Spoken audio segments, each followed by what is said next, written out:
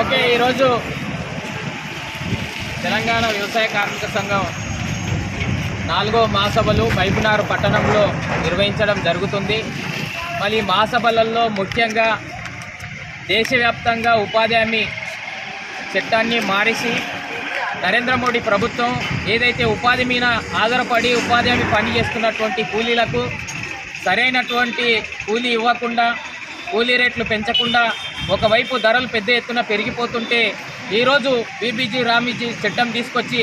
మళ్ళీ ఉపాధి హామీల గోస ఎట్లుందంటే 5 గంటలకు 4 గంటలకు ఉపాధి పనికి లేచిపోయి అక్కడ ఫోటో దిగితే ఫోటోలు వచ్చేటటువంటి పరిస్థితి లేదు. మళ్ళీ ఆ కూలీ గిట సరైన టైంకి ఇచ్చేటటువంటి పరిస్థితి లేదు. మళ్ళీ ఈ రకంగా కార్మికులు, కర్షకులు, రైతులు తీవ్ర ఇబ్బందులు పడుతుండ్రు. కాబట్టి ఈ ప్రభుత్వాలు పేదల కోసం పనిచేస్తామని చెప్తూనే ఒకవైపు పేదల కష్టాలు, పేదల కూలీలు చేసినటువంటి పైసలు ఇవ్వకుండా దుర్మార్గంగా ఈరోజు ఎక్కువ పని చేయించుకొని తక్కువ కూలిస్తున్నటువంటి ఉపాధి హామీలో అనేక రోజులుగా పెండింగ్ బిల్లులు ఉండడం వల్ల తీవ్ర ఇబ్బందులు పడుతున్నటువంటి పరిస్థితి ఉంది. మళ్ళీ రైతులకు ఒకవైపు ఎరువుల ధరలు పెంచేసి, విచ్చలవిడిగా విత్తనాల ధరలు పెంచేసి ఈరోజు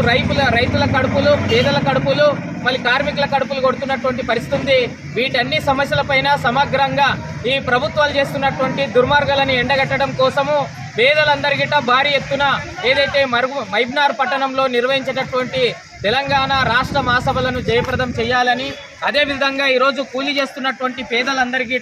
కూలీ రేట్లు పెంచాలని, పెండింగ్ డబ్బులు ఇవ్వాలని, ఉపాధి హామీ మీద ఆధారపడ్డటువంటి కుటుంబాలకు నూతనంగా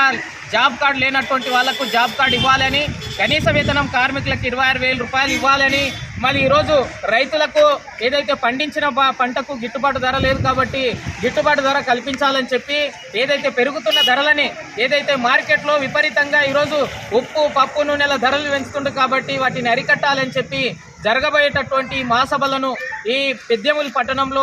ఏదైతే మండలంలో ఉన్నటువంటి ఉపాధి హామీ కూలీలు కానీ, కార్మికులు కానీ, రైతులు కానీ భారీ ఎత్తున పాల్గొని ఈ యొక్క రాష్ట్ర మహాసభలను జయప్రదం చేయాలని చెప్పి పెండింగ్ కూలీలు వెంటనే ఏదైతే ఉపాధి హామీ పెండింగ్ బిల్లులు చెల్లించాలని చెప్పి మేము CI2గా వ్యవసాయ కార్మిక సంఘంగా డిమాండ్ చేస్తున్నాం.